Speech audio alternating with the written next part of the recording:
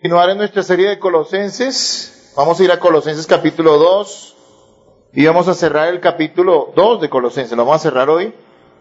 Vamos a leer del versículo 20 al 23, por favor. Colosenses 2, 20 al 23. Hemos dicho que Colosenses, o el tema de Colosenses esencial, es la supremacía, la suficiencia de Cristo. Es decir, Cristo es todo lo que usted necesita para ser salvado y para tener una vida cristiana plena, ¿sí? No, usted no necesita nada más ni a nadie más, solo Cristo.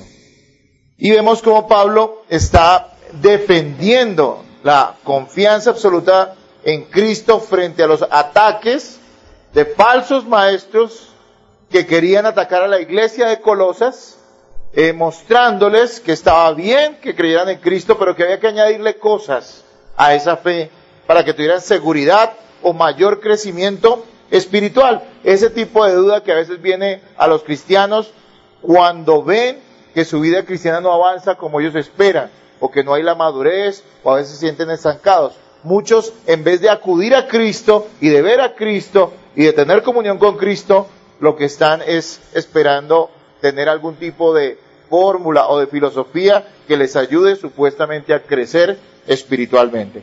Pero todo eso es falso, y es lo que Colosenses nos ha mostrado. Contextualicemos un poquito antes de leer el pasaje de hoy. Hemos hablado en las últimas enseñanzas, en el capítulo 2 de Colosenses, la idea general es que Cristo es mejor que toda falsa espiritualidad. Hay una falsa espiritualidad que es muy peligrosa porque parece noble, porque parece buena, porque son creencias y prácticas que parecen muy espirituales, pero que nos muestra la palabra que son muy peligrosas precisamente por eso, porque engañan, porque parecen espirituales. Esas filosofías, esas creencias, esas prácticas no solamente fueron para la iglesia de Colosas, sino como lo hemos visto a lo largo de esta enseñanza y esta serie de enseñanzas, están muy presentes en el día de hoy, en lo que se dice ser iglesia cristiana. Estas enseñanzas, estas falsas espiritualidades son peligrosas. Y Pablo nos ha mostrado que Cristo es mejor que todas ellas. Y al principio enseñamos, en el capítulo 2, desde el versículo 11, empezamos a enseñar que Cristo es mejor que la religiosidad. Cristo es mejor que la religiosidad. La religiosidad son esa confianza en ritos y tradiciones en las cuales las personas confían, tienen una práctica religiosa y creen que por guardar ritos y tradiciones van a ser bendecidos por Dios. Y el ejemplo que nos mostraba ahí, no un ejemplo, sino lo que estaba sucediendo en Colosas, es que estaban animando a los creyentes a circuncidarse. Y Pablo les muestra que la circuncisión para nosotros es obsoleta, porque ya pasó aquello en nuestro corazón que representaba la circuncisión. La circuncisión no era el fin, no era lo que Dios quería, una marca en su cuerpo para todos los varones que vinculaba antiguo testamentariamente a los varones, al pueblo o al pueblo de Israel, a la nación de Israel, sino que representaba también espiritualmente el nuevo nacimiento, la regeneración. Nosotros ya hemos sido regenerados, hemos nacido de nuevo, por lo tanto, la circuncisión no tiene ningún valor para nosotros. Pero ellos querían que los cristianos se circuncidaran, y esas son prácticas religiosas. También Pablo nos ha mostrado que Cristo es mejor que el legalismo, y dedicamos 2 enseñanzas al legalismo. El legalismo es la confianza en nuestro propio desempeño para ganar la aceptación de Dios. Es cuando nosotros confiamos en aquellas cosas que imponemos como leyes a nuestra propia vida o que otros nos imponen, creyendo que guardar o cumplir esas leyes, esos mandatos, van a hacer que nosotros podamos agradar a Dios, obtener nuestra salvación o crecer espiritualmente. Eso es completamente malo, y el legalismo es uno de los peores enemigos del cristiano y del cristianismo. Y allí en Colosas estaban queriendo que ellos guardaran ciertos rituales judíos, ¿sí? Decía lunas nuevas, dietas, días de reposo, ¿no es cierto? Y Pablo les dice, no, ya no hay que guardar nada de eso, porque todo eso era sombra de quien había de venir, que es ¿quién? Cristo. Cristo es el cumplimiento de todas esas festividades, de todas esas ritos que tenían que guardar los judíos simplemente porque en su momento querían mostrar lo que Dios haría a través del Salvador. Pero el Salvador viniendo ya no hay necesidad de ese tipo de sombra. Amén. ¿Me estoy haciendo entender, hermanos? Recordando más bien. La semana anterior también enseñamos acerca de que Cristo es mejor que el misticismo. Si por alguna razón usted no vino la semana anterior, escuche el audio que creo que ya está en internet. Porque esto también es algo muy peligroso en la iglesia. Hay mucha gente mística en la iglesia. El misticismo es la confianza en la búsqueda de experiencias espirituales y sensaciones que no son bíblicas, que están alejadas de la verdad.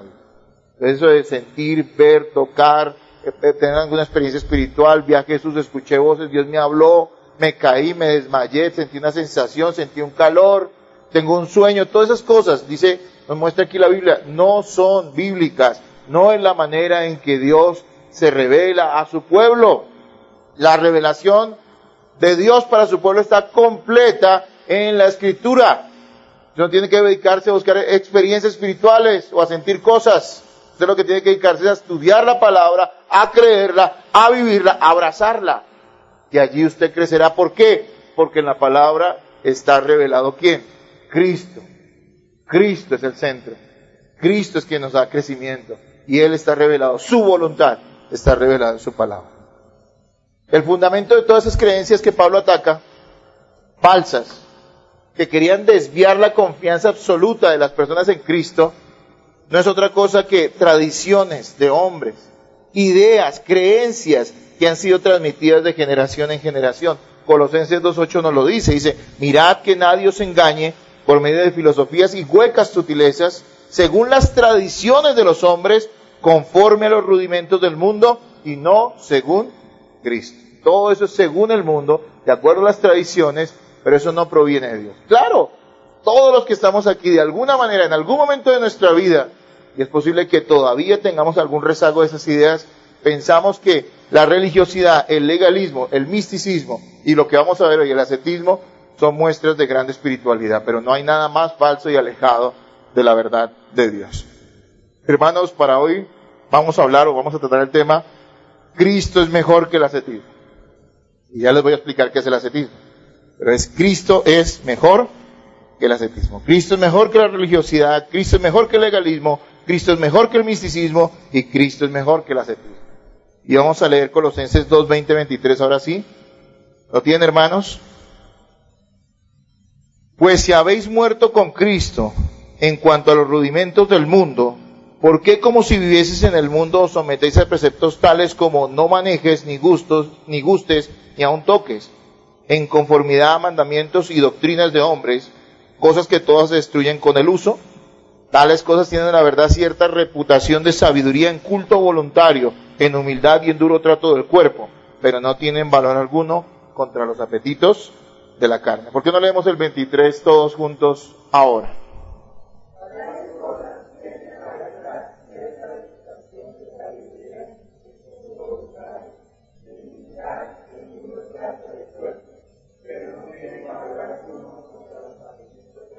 Muy bien, hermanos. Dicen que el acceso a las montañas o a la montaña Omine, así se llama, en Japón, está prohibido a las mujeres desde hace 1300 años. Está prohibido para toda mujer el acceso a esa montaña allí en Japón desde hace 1300 años.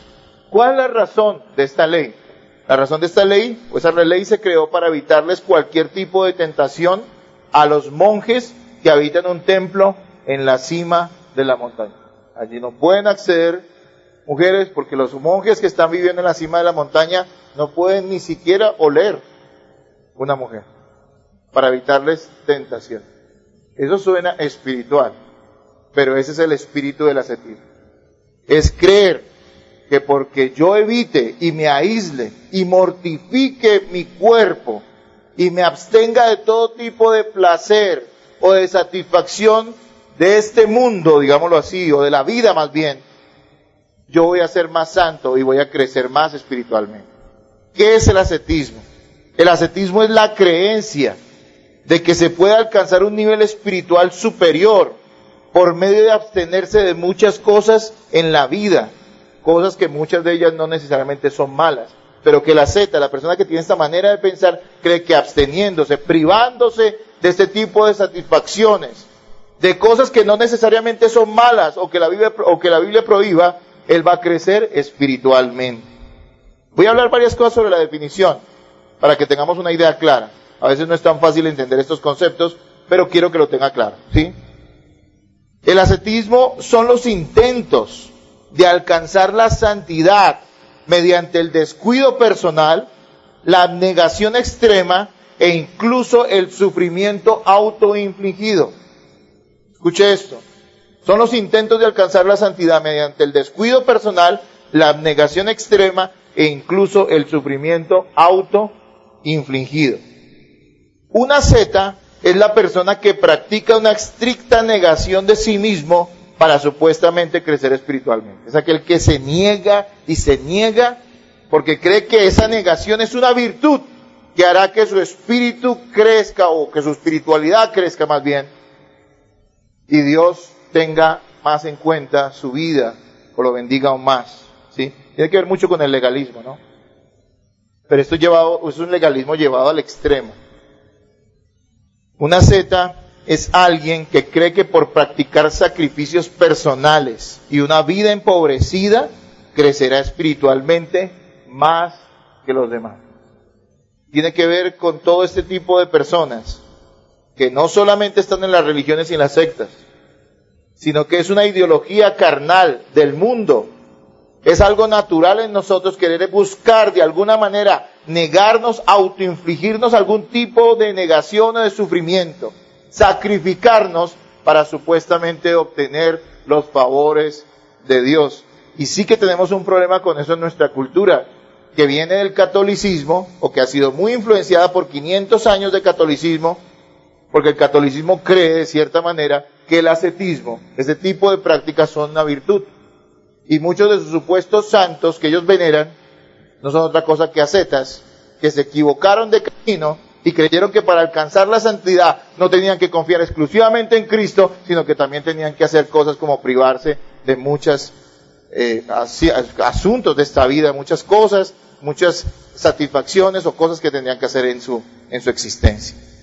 Así que a Pablo habla en contra del ascetismo en estos pasajes y en otros pasajes del Nuevo Testamento. La idea de la asceta, la ideología de él, es creer que el cuerpo es malo. Eso tiene que ver mucho con el gnosticismo, ¿no? Que Juan ataca y que los apóstoles, discípulos en el Nuevo Testamento atacan. De creer que el cuerpo es malo y que el cuerpo es como la cárcel del espíritu, ¿sí? Como una prisión del espíritu. El espíritu es bueno, la carne es mala, la materia es mala, el cuerpo es malo en sí mismo. Y esa idea a veces la hemos tenido, así sea poquito. Entonces, por lo tanto, él está apresado en el espíritu. Entonces, ¿qué hay que hacer para que el espíritu sea liberado y vuele? Hay que infligir dolor o negación ¿a qué? Al cuerpo, a la carne. No esa negación bíblica que dice en Gálatas que no le debemos de comer o no alimentemos esos de apetitos carnales, no, sino es algo que está pretendiendo por medio de ese sacrificio personal autoinfligido ganar méritos delante de Dios. Y eso es una falsa espiritualidad. Mire cómo Pablo la ataca. Quiero que le ponga un dedito a Colosenses 2 y vamos a 1 de Timoteo 4, 1 al 4. 1 de Timoteo 4, 1 al 4.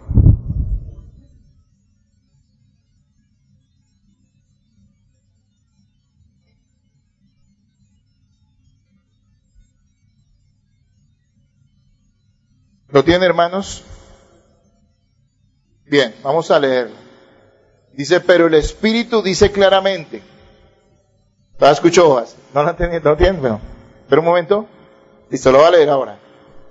1 de Timoteo 4, del 1 al 4. Dice, pero el Espíritu dice claramente que en los posteriores tiempos algunos apostatarán de la fe, escuchando espíritus engañadores y a doctrinas de demonios. Mire cómo las califica Pablo. No es diplomático con este tipo de creencias. Por la hipocresía de mentirosos que teniendo cauterizada la conciencia, usted sabe que es cauterizado, ¿no? Insensible, ¿sí? La conciencia, prohibirán ¿qué? Casarse y mandarán abstenerse de alimentos que Dios creó para que con acción de gracias participasen de ellos los creyentes y los que han conocido la verdad. Porque todo lo que Dios creó, escuche esto, porque todo lo que Dios creó es ¿qué? ¿Usted cree eso? Todo lo que Dios creó es bueno, ¿sí? Y nada es de desecharse si se toma con acción de gracias. Miren, nada esencialmente es pecaminoso, porque Dios lo creó. ¿Quién creó la sexualidad. Dios. Pero la creó para que sea expresada dentro de matrimonio. Este tipo de ascetas le venden la idea a la gente, y lo vemos en la antigüedad, en la historia eso ha pasado, lo vemos en la tradición católica, de que casarse o abstenerse de tener relaciones sexuales es una virtud. Cuando Pablo, precisamente también pensando en ese tipo de cosas, en Corintios 7 le dice a los casados, solo a los casados, que no deben alejarse íntimamente mucho tiempo, porque es sano y es necesario que estén juntos para que no sean tentados ¿por quién? Por el diablo. Y Pablo le dice a los jóvenes también ahí en Corintios 7, si alguno se está quemando y ya huele quemado, cásese. Eso no le ponga aquí que reprendo, que espíritu, que no sé qué, nada es. Porque la sexualidad es perfectamente normal y no es pecaminosa. Pecaminoso es practicar la sexualidad o el sexo aparte del matrimonio. Pero no es malo. Esas personas también aquí Pablo dice, le dicen a la gente que no coma ciertos alimentos. Y usted ve que mucho de las sectas tiene que ver con esto, ¿no? No coma esto, no coma aquello. Y creen y confían en que por no comer X o Y cosa, ellos son mejores o más espirituales que los demás. Así que Pablo dice que estos son doctrinas de demonios. Y es claro Pablo en afirmar que eso no es algo, no es una mentalidad que nosotros debamos manejar. Pero quiero que lo entendamos, entonces quiero tomar ejemplos. Quiero que veamos ese ascetismo, que es una palabra que probablemente no conozcamos mucho, pero que al verla reflejada en las prácticas o en las costumbres o en lo que a veces hacemos, incluso como iglesia, se nos mete, se nos trata de meter esa ideología. No es virtuosa, recuerde eso. Veamos algunas de las formas en las que se manifiesta el ascetismo para que tengamos clara esa idea. Primero en el mundo, casi que todas las sectas, yo diría, o todas las sectas y todos los religiones son ascéticas en alguna medida. Pongo un ejemplo, los krishnas, ¿sí conocen los krishnas? ¿Han visto esos muchachos que andan calvitos, con una moña, vestidos así con una túnica de colores, que huelen a incienso? Por fuera, ¿no? Por dentro no quiero saber.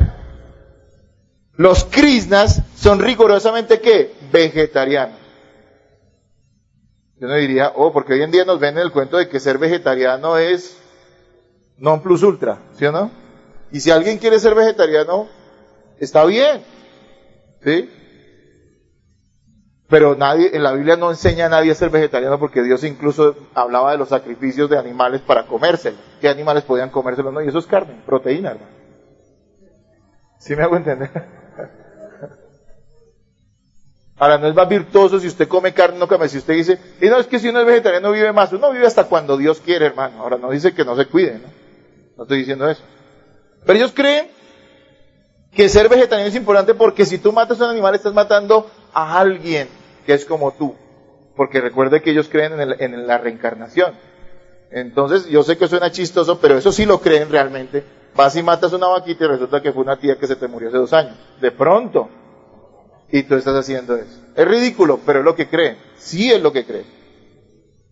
Entonces, si tú eres vegetariano y estos hombres tienen una vida ritualista y esos inciensos y esos palitos, para ellos no es simplemente que huela bien la casa, sino que eso tiene un mensaje espiritual que es raro y místico también.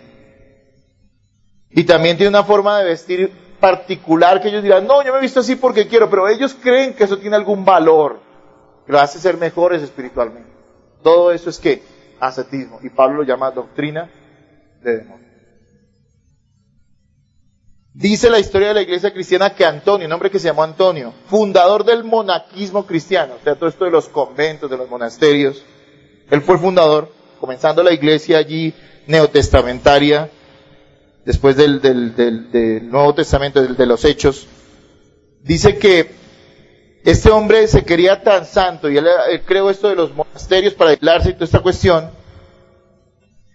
que documentan gente de su época que él nunca cambió su túnica, ni lavó sus pies. Y suena chistoso, pero es que él creía que era una virtud. Tener la misma túnica y nunca lavar sus pies era una señal de santidad. Los seguidores de Antonio, el fundador del monaquismo, que no tiene nada que ver con el verdadero cristianismo, empezaron a maltratar su cuerpo, creyendo que si dominaban o maltrataban su carne, se elevarían más espiritualmente. Y es una doctrina de demonios. Ahora, el mismo Lutero, Martín Lutero, el gran reformador, antes de que conociera la verdad, antes de descubrir la verdad, se enfermó. Dice que él llegó a enfermarse gravemente por afligirse tremendos castigos, creyendo que de esa manera podía hallar paz con Dios. Después conoció el Evangelio y le fue revelado en las Escrituras y él desechó todo eso porque eso nada tiene que ver, gracia y solo gracia. Pero él creía eso. Y recuerde que en el catolicismo, el ascetismo es una virtud. Y ellos creen que el hecho de que un cura, un sacerdote, no se case, es algo que lo hace un ser espiritual al cual incluso otros pueden confesarle sus pecados. No hay nada más alejado de la realidad. Los monasterios, los monjes, y tenemos esa ideología de que eso parece muy espiritual, de que anden con sus capuchas y con sus mantos, ¿sí o no? Y con sus vestimentas y que son aislados y están allá en un convento y que solo hacen labor social. Nos parece súper espiritual y la Biblia dice eso no tiene nada de espiritual, nada de verdadera espiritualidad. La idea de estos tales monásticos, estas personas que creen en eso y los que lo fundaron, era que como el mundo es pecaminoso y ellos querían agradar a Dios, se iban a encerrar aparte para no tener nada que ver con el mundo, o de pronto ayudarle al mundo desde lejitos, y con eso ellos se iban a librar de estar contaminados del pecado, como los monjes del monte Omine en Japón, que creen que porque no vean mujeres, no van a ser tentados. Y usted va a ver que en la Biblia lo que nos muestra es que el problema es que el pecado no está fuera de nosotros, sino el pecado ¿dónde está? Entonces haga de cuenta a alguien que está huyendo de un león hambriento. Un león hambriento se lo va a comer y usted corre y dice, voy a entrarme en ese lugar y voy a cerrar la puerta y voy a tirar la llave. Y con eso el león no me va a comer y voy a estar libre del león. Y usted llega y cierra la puerta con llave y bota la llave donde usted no la encuentre y cree que está seguro, cuando se da cuenta el león está atrás suyo. Está adentro. Porque el problema no está afuera, sino está en el corazón del hombre. Eso no es virtuoso. Algunos cristianos exaltan la pobreza como una virtud en sí misma. Escuche esto. Se privan de todo lujo, entre comillas, y critican a quienes prosperan. Y es que aquí es donde nosotros tenemos que encontrar el balance bíblico de la vida. Porque hermanos, claro que atacamos fuertemente las doctrinas como la teología de la prosperidad. Creemos que es una doctrina diabólica, claro que sí. Pero ojo con irse al otro extremo y ser una zeta en su ideología y creer que la pobreza es una virtud en sí misma.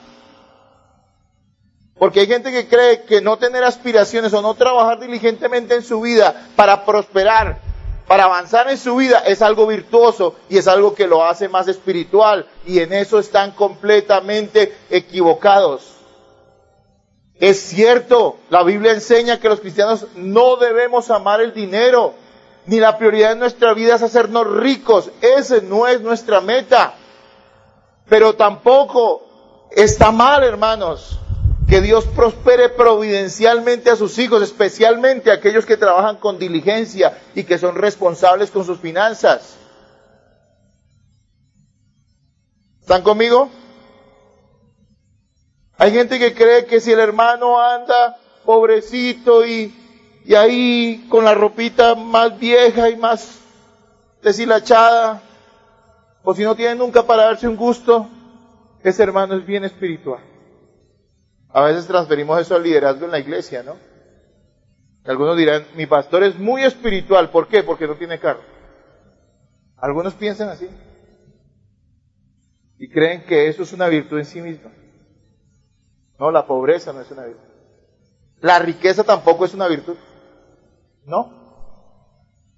No estamos buscando hacernos ricos, pero si tú trabajas y eres una persona diligente, estoy seguro que Dios bendecirá el trabajo de tus manos. Y no sé si te va a hacer millonario, yo no creo eso, no sé, o tal vez sí, no sé. Pero el punto es que vas a tener para lo que necesitas y tal vez para más de lo que necesitas y como dice la Biblia, para compartir con los que padecen necesidad. Así que la pobreza, esa mentalidad de que los que le sirven a Dios tienen que ser bien pobres y bien llevados para que sean espirituales.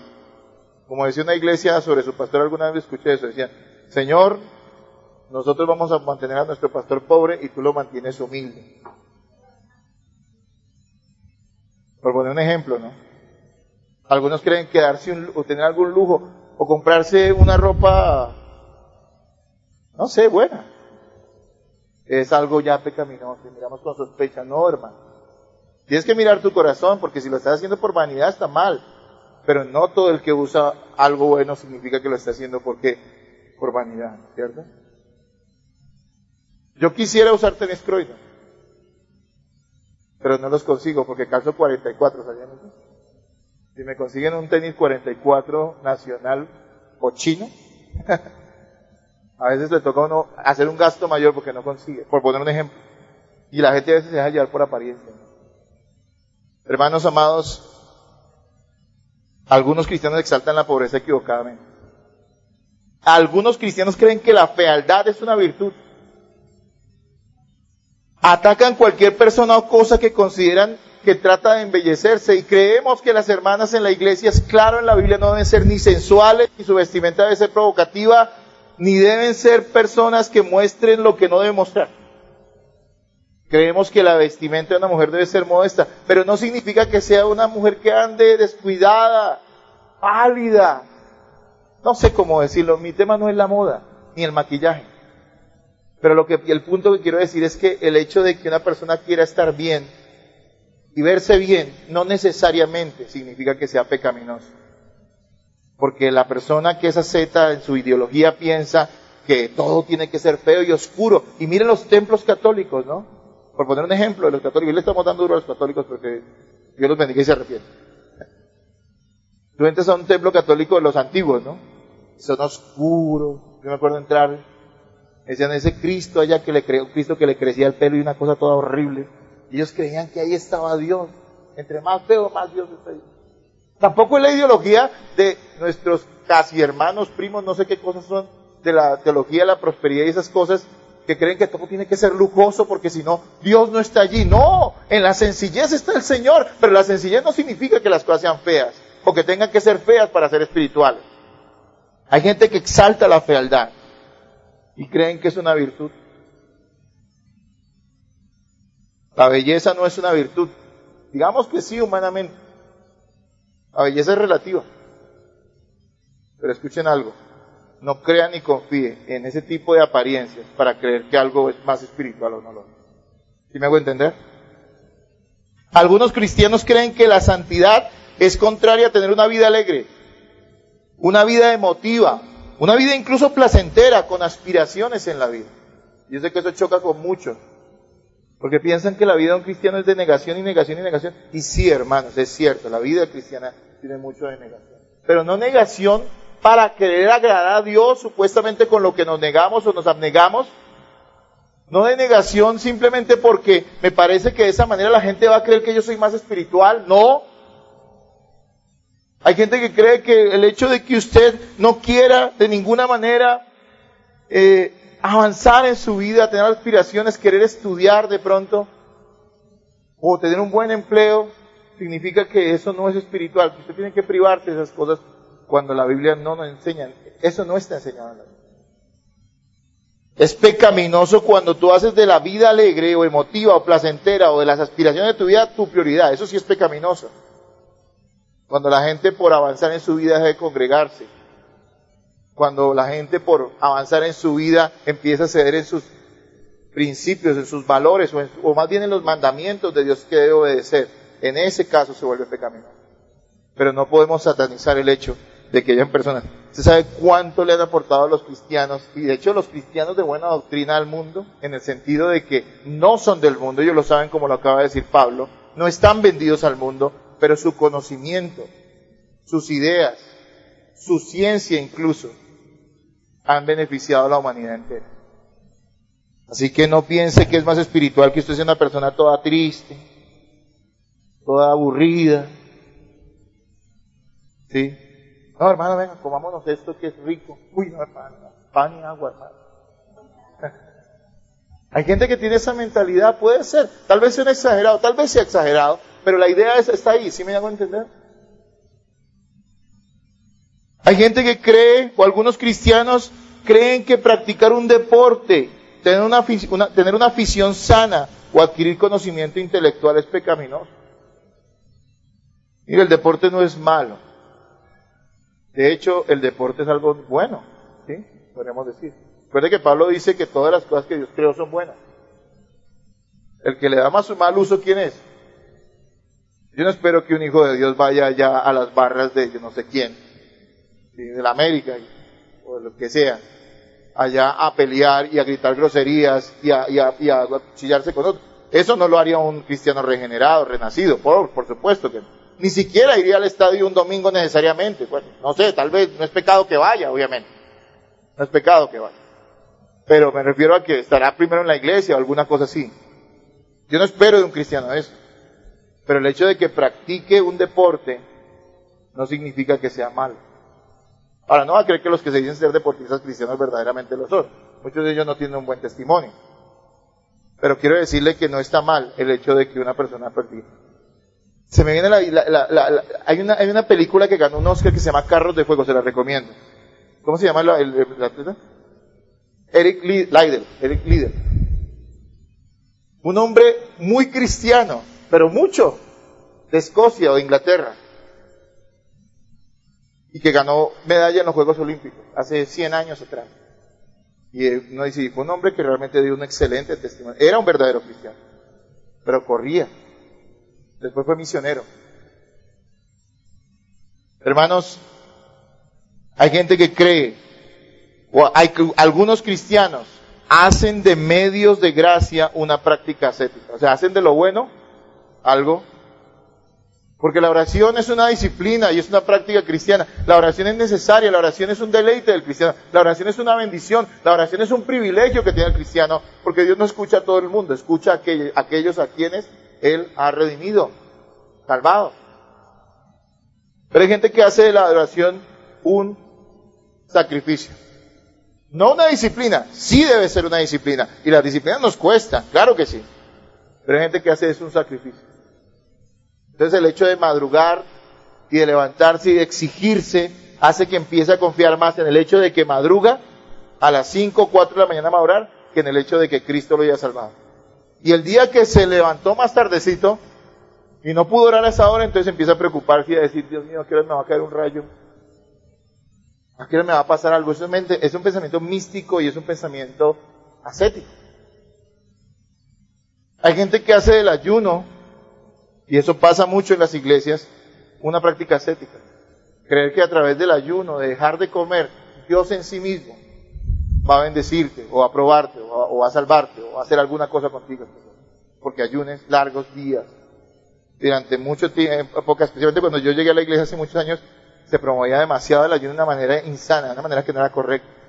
Habían los modelos de predicadores, de gente que decía que ayunaba 40 días y sacó el libro de los 40 días y salió la foto del hermano cuando llegó a los 40 días, que era una cosita así.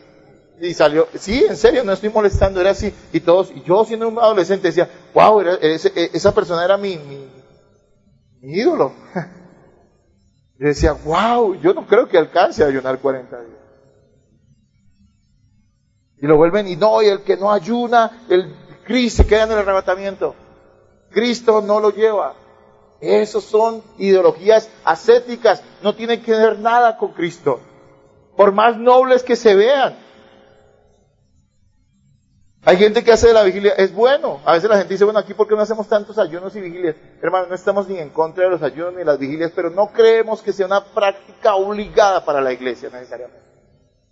Porque a lo largo del Nuevo Testamento no vemos una gran doctrina acerca de ayunos y de vigilia. Y sin embargo, creemos que si lo hacemos está bien, porque si tú decides apartar un día para no comer y dedicarte a la oración y al estudio bíblico, eso es una gran bendición. Pero lo haces tú porque lo quieres hacer. Está bien.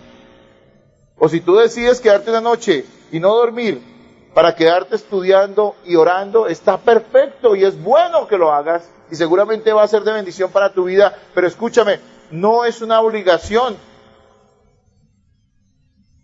No es una obligación. Estar de vigilia no nos va a hacer más espirituales. Debemos orar, por supuesto que sí. El cristiano debe orar. El cristiano quiere orar. Pero este tipo de extensiones, de horarios o de cosas que uno haga junto con la oración, no le añaden ni le quitan a la oración. O sea, porque mi oración vaya acompañada de que yo no coma, no me va a hacer más espiritual delante de Dios. Es decir, este no comió, no, toca darle lo que pide. Uy, ese se quedó toda la noche, toca darle lo que pide. No, es la oración por medio de la cual Dios cumple que su voluntad en nuestras vidas, pero no lo forza. Hay personas que toman esto como una práctica ascética, aunque son prácticas buenas en esencia. Los devocionales son necesarios, un cristiano tiene que tener una vida devocional, pero hay gente que hace de los devocionales una práctica ascética, exigiéndose, yendo más allá. Les decía a los hermanos que tienen niños pequeños, haga de su devocional con sus hijos algo que ellos puedan entender, ¿sí? Hay personas que obviamente dicen, no, son 2 horas y aquí tenemos que estar. Yo conocí ese tipo de cosas antiguamente. Y aquí, y todos de rodillas y pidámosle perdón a Dios, pídale perdón a Dios. Y un niño no entiende, una persona no entiende porque eso no están haciendo de su corazón. Lo que tú tendrías que hacer es orar por él y orar con él y explicarle por qué debe arrepentirse. Y esperar que el Espíritu Santo ponga con sinceridad ese deseo de arrepentimiento en su corazón. ¿Sí me hago entender, hermano? ¿Sí me hago entender? Hay gente que hace del servicio una imposición ascética, religiosa. Todos debemos servir. El cristiano que no sirva, no sirve, dice, ¿no? Pero hermanos, no es una cuestión de que quien sirva más o haga tales cosas tiene más mérito, ¿no? Mira esas prácticas místicas y ascéticas en las iglesias legalistas. ¿Cuántas células tienes? 10, pastor. ¿Y cuánta gente va a 100? Este ya va para pastor. Y si se pone las pilas, para apóstol. Todo eso es falso. Todo eso es falso. Y la gente está motivada no porque verdaderamente ame a las almas y a las personas, y ame a Cristo para evangelizar, sino porque quiere alcanzar un estatus espiritual y una reputación dentro de su comunidad cristiana. ¿La idea se les está quedando clara, hermanos? Algunos cristianos hacen de prácticas honestas, de enseñanzas bíblicas, la aplicación de enseñanzas bíblicas, hacen de esas prácticas buenas, las convierten en prácticas ascéticas. Les explico.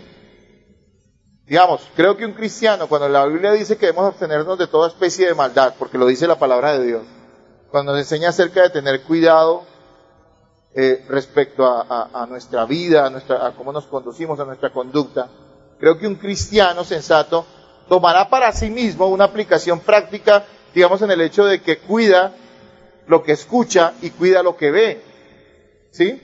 Porque él sabe que aunque a veces incluso algunas cosas de estas no sean pecaminosas, lo pueden conducir ¿a qué? Hacia el pecado. ¿Y saben que eso es bueno? Eso es bueno. Pero hay gente que convierte la aplicación o la práctica de una enseñanza bíblica, la convierte en ley. Y se vuelve una cuestión ascética. Yo les puedo decir a ustedes aquí, hermanos, digamos, les pongo un ejemplo yo, Nain Arias. Hace años decidí, porque no me gusta, porque me parece que es algo que contradice el espíritu que está en mi vida, y me parece que es perder el tiempo. Hace años yo decidí no ver películas de terror. No porque me asuste, ¿verdad? Eso me da risa. Pero no quiero ver películas de terror porque donde hay sangre, para mí es una especie de pornografía, pensaría yo. Donde se exalta las tripas, la sangre, la matar a la gente, un asesino. Bueno, yo decidí no ver películas de terror, pero eso no se los puedo enseñar como una ley. No les puedo decir, hermanos, la palabra de Dios enseña que no hay que ver películas de terror. No se los puedo enseñar de esa manera. Porque no es así. Y si usted dice, bueno, voy a escoger estos géneros o estas cosas porque realmente creo que prefiero aprovechar, prefiero que algo que me nutra o algo que por lo menos me entretenga, pero sanamente está bien. Pero si te vuelve una imposición y tú crees que por eso eres mejor que los demás, tú estás siendo legalista, estás siendo místico y asceta. ¿Me hago entender? Yo decía hace muchos años, junto con mi esposa en mi casa, nosotros solamente escuchamos música edificante, música instrumental, música elegante. Yo escucho música edificante en esencia. Pero yo no puedo sacar una lista y decirle, usted puede escuchar esto o esto otro no. Usted mismo tiene que, como cristiano, decidir qué edifica su vida y qué no. ¿Sí me hago entender? Y no podemos decir que toda la música cristiana es buena, porque alguna música que dice cristiana no es música cristiana. Y de hecho lo confunde a usted, porque lo que dice no es bíblico. Y tampoco podemos decir que toda la música que no es cristiana es mala necesariamente porque sí. Porque hay un arte y un don y un talento que Dios le dio a ciertos hombres, pero ojo, yo le diría, absténgase de escuchar música secular en esencia, porque mucha de ella realmente es mala. Escoja lo que escucha, aún dentro de la música que no es cristiana. ¿Me hago entender? Porque algunos creen que porque metan todo el tiempo himnos en la cabeza, entonces ya no van a tener malos pensamientos. Pero ciertamente si usted empieza a escuchar música que sea sensual, que tenga letras sugestivas, ¿eso no lo empieza usted a influenciar para tener malos pensamientos? Sí. ¿Sí me estoy haciendo entender, hermanos? Ahí tenemos que tener un balance, ¿qué? Bíblico. Yo decidí que yo no tengo tiempo ni le presto oídos a esas cosas, porque definitivamente yo quiero agradar al Señor y porque yo quiero nutrir mi alma siempre. Y reconozco que hay canciones que incluso no son creyentes y son muy bonitas, cristianas y son muy bonitas. En eso no hay legalismo, pero cada quien tiene que cuidar su vida. Sin embargo, hacer de aplicaciones de la Biblia leyes se convierte en una práctica legalista y ascética. ¿Hasta aquí me he hecho entender, hermanos? Bien, entonces veamos por qué Pablo descalifica, desmiente completamente el ascetismo. Y lo vamos a ver en el versículo 20 al 22, cuando él nos dice que el ascetismo no tiene ningún valor, porque solo son reglas del mundo creadas por los hombres. Y en el versículo 23 nos va a decir que el ascetismo no tiene ningún valor, porque no posee ningún poder sobre el pecado ni sobre la carne. Hermanos, vamos nuevamente al versículo 20. Y leámoslo hasta el 22. Dice, pues si habéis muerto con Cristo en cuanto a los rudimentos del mundo, ¿por qué como si vivieseis en el mundo os sometéis a preceptos tales como no manejes, ni gustes, ni aun toques, en conformidad a mandamientos y doctrinas de hombres, cosas que todas se destruyen con el uso? Hermanos, es muy triste saber o ver que hay gente que honestamente quiere buscar la santificación y el agradar a Dios, pero cogen un camino equivocado, camino como los que estamos mencionando, la falsa espiritualidad.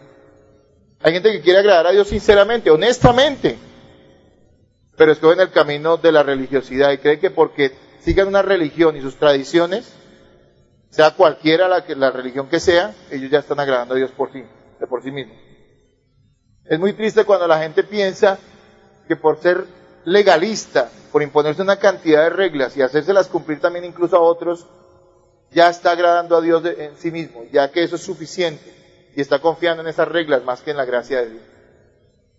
Es muy triste también ver que hay gente que quiere agradar a Dios y se ha metido en el cuento del misticismo y percibe cosas y ve cosas y le rinde un culto a las sensaciones y a las experiencias espirituales en vez de confiar en la gracia de Dios y en su palabra. Es muy triste todo eso.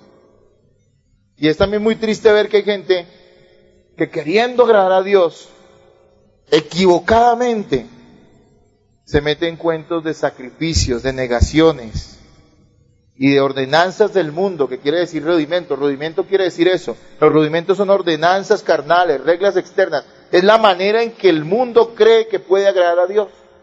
Y ellos han creado métodos para agradar a Dios, ejercicios espirituales, religiones, sectas, ideologías, filosofías, para de alguna u otra manera redimirse a sí mismos. Esos son los rudimentos de los que habla Pablo acá. Pablo dice, ustedes han sido liberados de eso. Dice, pero si ustedes están muertos con Cristo, ¿qué está diciendo Pablo? Lo mismo que nos decía respecto al pecado. El pecado aún está presente en nuestra vida, pero ya no tiene poder sobre nosotros porque ya no nos puede condenar. El pecado ya no nos puede apartar de Cristo. Estamos muertos al pecado en ese sentido. El pecado ya no es algo que nosotros querramos hacer, aunque pecamos todavía. Y así mismo dice que estamos muertos con Cristo para todo este tipo de rudimentos, de ideologías y de reglas de hombres. Ya nosotros no existimos para eso. Nosotros conocemos la verdad y sabemos que es la sola gracia, la pura gracia de Dios, la que nos salva y la que nos santifica en Cristo Jesús.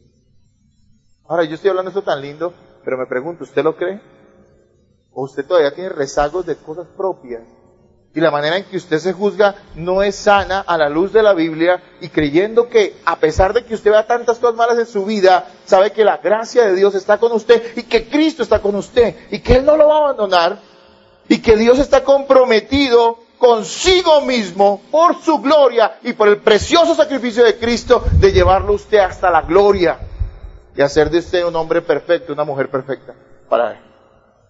O usted se juzga y dice, no, yo no puedo, no soy cristiano, dígame. ¿Cuánta gente se acerca a la consejería y me dice, hermano, dígame algo, deme algo, hermano, confíe en el Señor, mire, vuelva a escuchar el Evangelio, mire, vaya a la palabra, tenga una vida íntima con el Señor, pero pura, limpia, sin confiar en la oración, confiando en el Dios al cual usted ora? Y la gente dice, sí, yo sé eso, pastor, pero dígame otra cosa, deme una técnica, hábleme de unos pasos. Eso es lo que me están queriendo sugerir. Y sí, hay cosas prácticas que nos ayudan a abandonar ciertos pecados, pero no es eso lo que nos salva o nos quita el pecado. Es Cristo, es la sangre de Cristo, es Dios, el poder de Dios en nosotros, es su gracia bendita. Eso es lo que Pablo le está queriendo decir a los colosenses y nos está queriendo decir a nosotros. Creer que tú vas a hacer sacrificios grandes, dice, porque como si vivieses en el mundo, pregunta Pablo. Y uno diría, bueno, pero Pablo, es que no vivimos en el mundo. Pablo está diciendo es que ustedes viven acá, pero ustedes no son de acá, lo que dijo Jesús. Entienda esto, hermanos, nosotros vivimos acá temporalmente, estamos de paso, somos peregrinos y extranjeros. Eso quiere decir que habitamos en el mundo y tenemos que vivir en el mundo, pero no somos del mundo. Eso quiere decir que nosotros no nos guiamos por los parámetros, los valores, las ideologías, las filosofías, la manera de hacer como la hace el mundo, como la hace la gente pecadora, incrédula. Ya estamos muertos a eso. Y es lo que Pablo está diciendo acá. Dice cosas, dice allí en el versículo, dice, tales como no manejes, ni gustes, ni aunque toques. Y es ilustrando el hecho de todo ese tipo de reglamentos y de listas de negaciones que impone todo sistema religioso a sus seguidores. Eso era lo que estaba pasando allá y lo que pasa hoy en día. Si tú puedes y llegas a ser cristiano, pero no toques, no mires, no gustes, no hagas esto, y en vez de mostrar la gracia de Cristo que conduce a la gente a vivir en santidad y apartarse de las cosas pecaminosas, le está mostrando lo que tiene que hacer supuestamente para llegar a alcanzar la gracia de Dios. Y eso es una falsedad. Pablo les dice, hombre, si ya Cristo los salvó a ustedes, si ustedes ya no están sujetos a esa tontería, a las tonterías del mundo, si ustedes ya no tienen por qué regirse por las falsas filosofías mundanas que no conducen a ningún lado, pero que ellos creen que de esa manera agradan a Dios. Si Cristo los ha salvado y los ha liberado de buscar por sus propios medios la manera de agradar a Dios y Él les ha dado gracia perfecta para que ustedes ya sean considerados hijos perfectos, amados de Dios, ¿por qué siguen apegándose a este tipo de reglas y a ese tipo de sacrificios personales? ¿Por qué? ¿Por qué confían en eso? Dice que esas son cosas que se destruyen ¿con qué? Con el uso. Todas esas prácticas no tienen ningún valor eterno porque son temporales. Les pongo un ejemplo. Ser vegetariano no me hace más espiritual. Hoy en día se rinde mucho culto a eso, ¿no es cierto? Aún en el mundo. Una vida sana significa comer solo paisajes, ¿sí? Y la gente rinde culto a esas cosas, aun cuando ni siquiera sean religiosos. De cierta manera lo han elevado a un estatus religioso. ¿Creemos que debemos cuidar el planeta? Claro que sí, pero han elevado la ecología a una situación donde casi religiosa, ¿no? Conservemos el planeta. La madre naturaleza, no hay ninguna madre naturaleza. Están locos.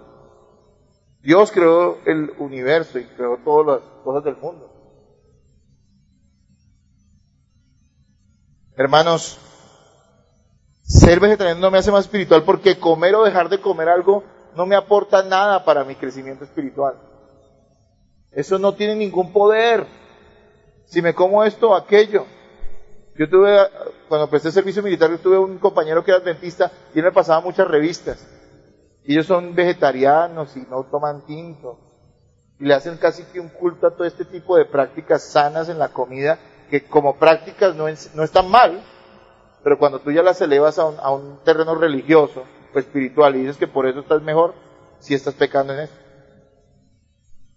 Me decía que no había que tomar tinto. Y yo decía, wow, ¿pero qué? O sea, tomarme un tinto o no tomarme un tinto me hace más espiritual o me hace menos espiritual. Y Pablo dice, todas las cosas se acaban, se deshacen, se destruyen con el uso. Porque si tú confías en lo que comes o dejas de comer para crecer espiritualmente, ¿qué pasa el día que te mueras? Y ya no comas nada. ¿Cómo va a venir tu crecimiento, supuestamente? ¿O vas a seguir allí adelante creciendo como hijo de Dios? Esa es la idea que Pablo encierra allí. Entonces, primero que todo, no tiene ningún valor ese tipo de prácticas que parecen muy espirituales porque son reglas que mundanas y no son enseñanzas, doctrinas o mandatos bíblicos realmente. No lo son. Parece muy espiritual, no lo es. Y también nos dice que el ascetismo no tiene ningún valor porque no posee ningún poder sobre el pecado y la carne. Y la gente que, como les decía anteriormente, de una manera honesta, tal vez, honesta entre comillas, porque no deja de haber allí un corazón pecaminoso cuando tú buscas esos métodos. Está queriendo abandonar el pecado a través de privarse de cosas, de tener un duro trato de su cuerpo, de negarse a todo tipo de satisfacción, de imponer reglas, de ver cosas, de practicar experiencias espirituales. Todo este tipo de personas no consiguen lo que buscan, porque el pecado sigue adentro de sus corazones. Hermanos, la negación sacrificial, que es el ascetismo, puede lograr que una persona se vea espiritual, pero no puede salvarla ni transformar su corazón. ¿Puede hacer que una persona se vea espiritual? Sí, claro, pero no puede transformar su corazón. Leamos el versículo 23 una vez más, por favor. Ahora, léanlo.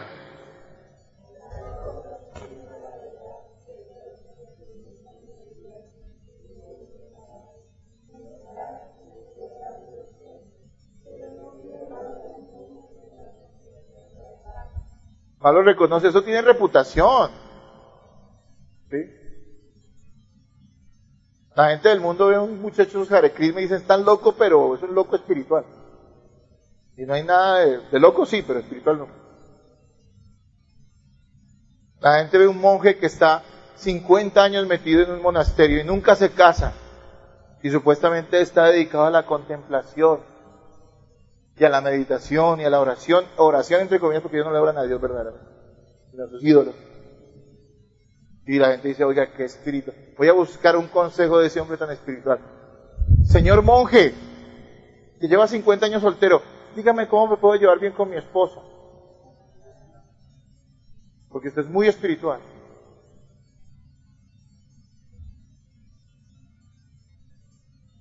Y una reputación.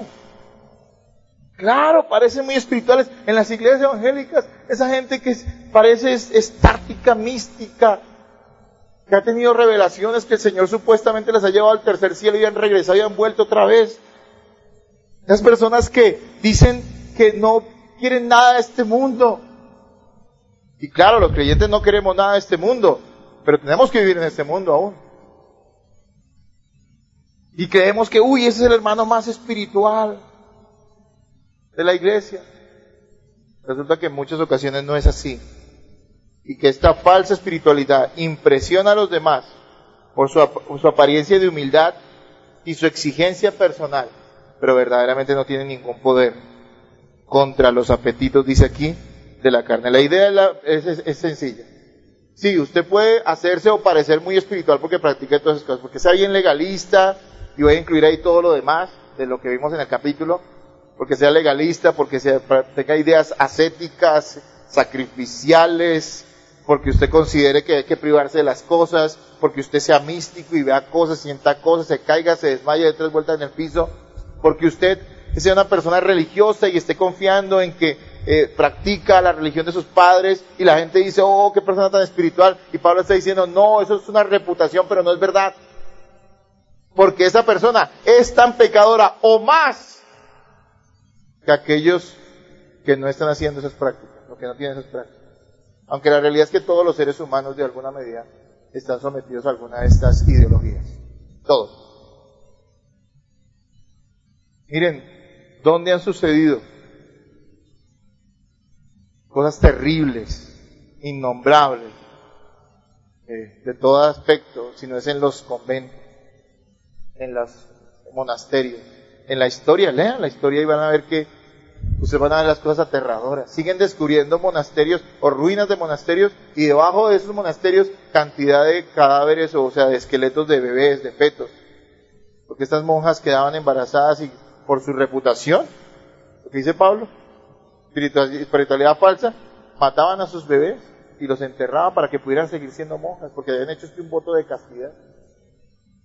Y estos hombres monjes, curas, sacerdotes, no nos casamos, somos muy puros, muy espirituales. No, no coma cuento. El ser humano Dios lo creó sexuado. Y a menos que Dios le dé un don de continencia, que se lo da a algunos nomás, como Él quiere, el resto estamos sometidos al hecho de que tenemos que vivir una pureza, pero que todavía somos personas que tenemos impulsos y deseos sexuales. Es la realidad. Entonces dice que prohíben casarse y parece muy espiritual. No es espiritual. Estos hombres están violando niñas. Porque de alguna manera tienen que expresar todo eso que han retenido dentro.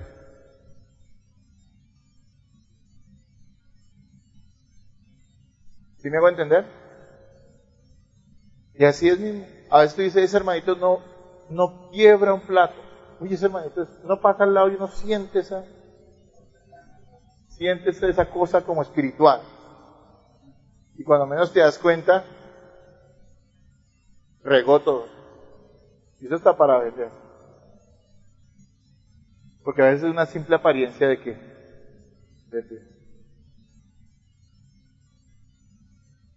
conocí gente, podría contarles muchos casos, de personas que decían ser místicas, legalistas, ascéticas, religiosas, dentro de la misma iglesia, y después verlas cometer tremendos pecados, e incluso ni siquiera arrepentirse de ellos. Hermanos, no es apariencia lo que Dios nos ha llamado a vivir, sino nos ha llamado a vivir una verdadera espiritualidad. Si la queremos llamar así, esa palabra no me gusta mucho, pero una vida espiritual más bien. Tenemos que confiar solamente en ¿quién? En Cristo, en su gracia bendita. Miren que está tan metido eso en nuestra cabeza que la imagen equivocada que tenemos de un santo, ¿cuál es? De un tipo descuidado consigo mismo, de una persona que no se ha casado porque no quiere casarse, porque quiere supuestamente dedicarse solo a Dios. Sí, hay gente que tiene ese don, dice la Biblia, y se dedican al servicio de Dios, pero no son muchos. Nos sacaron una serie hace poco, ¿no? La Madre Laura, ¿es que les llama? ¿La vieron? No nadie. Pero bueno, más o menos tienen la idea de qué trata, ¿sí, no? La Madre Laura, que hace poco la canonizó este Papa, ¿no? Y la hizo es que una santa, supuestamente. Y era una mujer que se dedicó con los niños. Bueno, y es admirable, pues, la labor de educación que hizo con los niños, eso yo no se lo quito. Pero eso no la hace mejor que nadie. Y la gente dice, oh, Madre Laura. Y esa idea del catolicismo la traemos a veces los cristianos acá, a la iglesia cristiana. Y pensamos que ese tipo de cosas son las que verdaderamente aparecen en la vida. Si una persona es alegre o tiene expectativas en la vida, si una persona se ha casado, ¿qué más puede vivir la santidad? Vuelvo y les digo, la soltería es una gran bendición. Y los que están solteros, pues disfruten su soltería. Aunque apresúrense a casarse, no va a hacer que el diablo los tiente, ¿no es cierto? Pero les digo otra cosa. Las personas que estamos casadas, también, o sea, yo digo que de una manera notable, estamos llamados a vivir esa santidad y a demostrar esa santidad. Porque usted aislarse en una cueva solo, a comer raíces y a decir que por eso usted es espiritual porque se dedica a la meditación, eso no tiene nada de espiritual, eso es desperdiciar su vida. Eso es desperdiciar la vida que Dios le dio. Pero usted amar a una esposa, cuidarla, respetarla, sustentarla, enseñarla espiritualmente, eso es vivir la santidad. Y eso no es fácil. Porque en el trato del matrimonio, ahí usted se la está puliendo. Y allí Dios está tratando con su vida. Lejos del concepto del ascetismo. Hermanos, ¿cómo podemos resistir al ascetismo? ¿Cómo podemos resistir la religiosidad? ¿Cómo podemos resistir el legalismo? ¿Cómo podemos resistir el misticismo? Que son tendencias naturales en los hombres. No piense que eso está alejado, que los ascetas son los del convento. No piense eso. En la iglesia evangélica estamos amenazados por el ascetismo en nuestra manera de pensar y de actuar y de hacer iglesia, de creer que hay iglesias que pueden ser ascéticas o legalistas, o puede que ni siquiera sean completamente de una o de otra, pero tienen componentes de ellos. Mire que Pablo le está advirtiendo a los colosenses que era una iglesia, que nos muestra en el capítulo 1, que no era una iglesia descuidada, era una iglesia bendecida, eran hermanos fieles, pero que estaban siendo amenazados. Nosotros también podemos ser amenazados. Ojo, porque esa tendencia está en nosotros. Todo eso tiene que ver con confiar en cosas superficiales y no confiar exclusivamente en Cristo. Recuerde que la fe en Cristo es exclusiva. Solo confías en Cristo y en nadie más. Porque si no, no estás confiando en el verdadero. Aclaro algo antes de decir que nosotros tenemos que confiar exclusivamente en Cristo y no confiar en nuestros sacrificios personales, o en nuestras reglas, o en nuestras experiencias y sensaciones espirituales, entre comillas, o en las tradiciones que sigamos. Aclaro, no es malo, ni una falsedad, el esforzarse por obedecer los mandatos de Dios, cuando estos han sido correctamente entendidos. Si ven que un curso como el que hicimos hace poco de interpretación bíblica es muy válido, porque hay gente que dice, la Biblia manda esto, mire tal pasaje, y usted va a ver el pasaje, no, ahí no dice eso. Y la gente está siguiendo una ordenanza equivocada porque no sabe interpretar ¿qué? La Escritura. Pero cuando usted interpreta correctamente los mandatos de Dios y se esfuerza para obedecerlos, eso no es ascetismo, ni es pecado, ni legalismo, ni es falso. No sea que aquí terminemos condenándonos porque alguien diga, no, yo el domingo madrugo a ir a la iglesia, porque el domingo es el día de Señor. Ay, qué legalista. No, es asceta. ¿Sí? No, hermano, ¿cómo se le ocurre a usted decirle eso a un hermano? No lo condene porque él quiere obedecer a Dios. Le está dando ejemplo más bien. No, estamos aún en la carne, obedecer los mandatos de Dios tiene un costo. Hay un esfuerzo que debemos hacer en la gracia de Dios. La vida cristiana tiene un gran componente de negación personal. Si alguien malinterpretara esta enseñanza de Pablo y dijera que los sacrificios personales no son válidos para agradar a Dios, y dijera, bueno, entonces no enviamos ningún misionero, porque a los misioneros les toca pasarla duro. Y les toca privarse de muchas cosas por amor a Cristo. No porque es ascetismo, no, él lo está haciendo por otra motivación. Un misionero de Dios no está yendo al mundo y a otras personas y a otros lugares para predicar porque con eso pretenda que gana favores de Dios. No, él lo está haciendo porque ama a Cristo y Cristo lo salvó y él está seguro en él. Él sabe que aun si no fuera a predicar, Dios lo amaría, pero él tiene el corazón, el deseo como un hijo de Dios genuino de predicarle a otros. Y de ir hasta los fines del mundo a predicar el evangelio a otras personas, aunque le toque sufrir. Eso está en su corazón, entonces no es ascetismo eso. Eso es algo santo y bueno. Pero ojo, recordemos que la santificación, como la salvación, es un regalo de gracia que solo Dios puede conceder. El esfuerzo que uno hace o que cada uno de ustedes hace para combatir el pecado en su vida es un regalo del Señor, no es una virtud propia. Usted no está ganando nada con ello, con abstenerse de ciertas cosas, pero ciertamente sí está demostrando quién vive en usted. ¿Me estoy haciendo entender, hermanos? No, usted por privarse de cosas que lo conduzcan al pecado, si usted lo hace con conciencia limpia, no es malo, pero con eso no está ganando nada delante de Dios. No lo hace más espiritual, ni lo hace mejor que los otros hermanos. Usted no es mejor que ellos. Pero ciertamente sí demuestra que Dios está con usted y que usted es un hijo de Dios. Porque usted quiere agradarle a Él. Sin embargo, recordemos que esto es un regalo de gracia que solo Dios concede. Hermanos, tengamos presente siempre el Evangelio en nuestras vidas si queremos resistir este tipo de falsa espiritualidad. Tengamos muy clarito el mensaje de la Escritura, congreguémonos para escuchar la palabra y constantemente nos estemos recordando lo que significa el evangelio verdadero. Ten cuidado de meterte a escuchar cosas equivocadas, enseñanzas que parezcan muy espirituales, pero que tengan componentes de estas cosas que acabamos de mencionar en el capítulo 2 y que Pablo señala como incluso doctrinas de demonios. Ten cuidado con lo que entra a tu cabeza. Recuerda siempre el evangelio, estudia los evangelios, recuerda la gracia de Dios en Cristo Jesús, recuerda lo que Cristo ganó en la cruz para ti. Y dentro de eso que Cristo ganó para ti, dentro de ello está incluida la santificación tuya. No es que Dios me salvó, vamos a ver si soy santificado. No existe tal cosa. Dios te salvó y Dios te santificará. Y algunos tienen un proceso más lento que otros, pero todos seremos y estamos siendo, ¿qué? Santificados. Y Dios va a usar la iglesia para santificarte. Cuando los hermanos te exhorten a vivir en santidad, cuando los hermanos a veces te ayuden a señalar tu pecado para que te arrepientas, Dios usa a la iglesia como medio de gracia para eso. Pero también la iglesia te anima, te enseña, te ora por ti para que tú vivas esa santidad. Pero no es producto de tu esfuerzo, de tu negación, de que tú vas a crecer más espiritualmente porque hagas grandes sacrificios. No, hermano.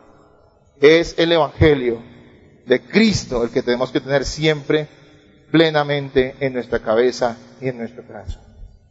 Dice Colosenses 2:9, porque en él habita corporalmente toda la plenitud de la deidad. Porque en él habita corporalmente toda la plenitud de la deidad. Y vosotros estáis completos en él, que es la cabeza de todo principado y potestad. Estamos completos ¿en quién? En Cristo. No en el legalismo, no en el misticismo, no en la religiosidad, no en el ascetismo, hermanos amados. Hermanos, no nos dejemos intimidar por aquellas personas que pretenden imponernos esas creencias. ¿Sabe por qué? Porque la gente más admirada dentro del mundillo evangélico, y lo digo con amor por todos aquellos que, aun siendo hermanos verdaderos, se están dejando engañar por eso. ¿Quiénes son los ídolos y la gente a seguir? No son gente ascética, mística, legalista. Yo le podría citar muchos de estos hombres que dicen son grandes hombres de Dios y le podría decir, mire, ese es una seta, este otro señor es un legalista y este otro tiene de todo. Un poquito.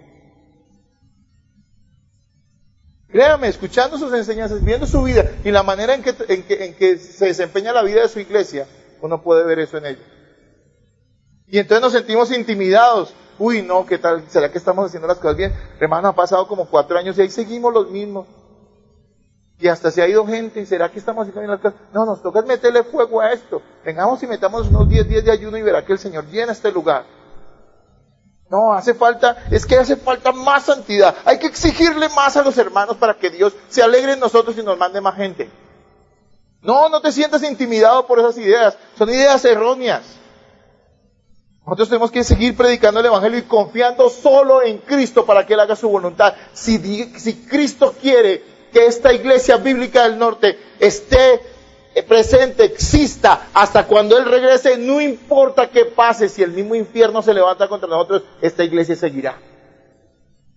Y si Él no quiere que sea así, porque algún día quiere que esta iglesia se agrupe en otras congregaciones, también Él lo hará, y nosotros daremos ¿qué? Gloria a Dios por todo.